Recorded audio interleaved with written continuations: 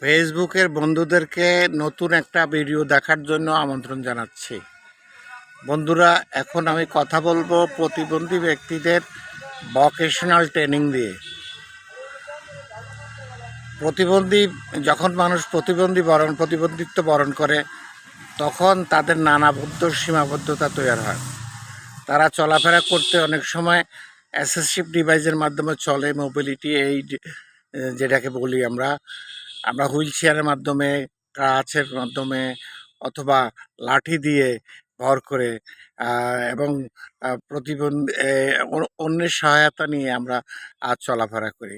So এই প্রতিবন্ধীদেরকে যদি আমরা ভোকেশনাল ট্রেনিং প্রদান করতে পারি, তাহলে তারা একদিন দক্ষ হয়ে তারা স্বনির্ভর হতে পারবে, নিজের স্বকর্মসংস্থানের দিকে তারা এগিয়ে যেতে পারবে এবং নিজেদের রুটি রোজগার করতে পারবে। বন্ধুরা, দেশে বিভিন্ন ধরনের ট্রেডের উপর ভোকেশনাল ট্রেনিং দেওয়া যেতে পারে। সেক্ষেত্রে যেমন মোবাইল সার্ভিসিংয়ের উপর ভোকেশনাল ট্রেনিং দেওয়া যেতে পারে। এছাড়াও টেলারিংয়ের উপর ভোকেশনাল ট্রেনিং দেওয়া যেতে পারে। কম্পিউটারের উপর ভোকেশনাল ট্রেনিং দেওয়া যেতে পারে। এছাড়া অসংখ্য ট্রেড রয়েছে যা শিখে তারা তাদের স্বনির্ভর হতে পারে এবং তাদের জীবন মানকে একটু তারা উন্নততর করতে পারে। সো বন্ধুরা, দেশে এই সুযোগগুলো একবারে নাই বললেই চলে। সিআরপিতে সামান্য কিছু সুযোগ থাকলেও সংখ্যা অনেক সীমিত। এই সুযোগটি আমরা কাজে লাগাতে চাই। যারা ভোকেশনাল ট্রেনিং নিতে চান তারা সিআরপি মানিকগঞ্জে যোগাযোগ করবেন।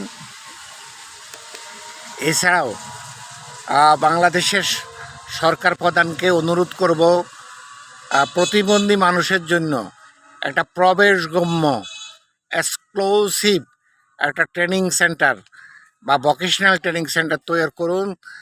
সেখানে যেন প্রতিবন্ধী ব্যক্তিরা অনায়াসে ঢুকতে পারে, তারপরে তারা থাকতে পারে, প্রশিক্ষণ গ্রহণ করতে পারে। প্রশিক্ষণ গ্রহণ করে সার্টিফিকেট নিয়ে তারা বিভিন্ন প্রতিষ্ঠানে চাকরি করতে পারে এবং স্বকর্মসংস্থানের জন্য নিজেরা উদ্যোগ গ্রহণ করতে পারে। তো সবাই ভালো থাকবেন এই প্রত্যাশা করছি, বা আগামীতে আরও দেখা হবে এই প্রত্যাশা করছি।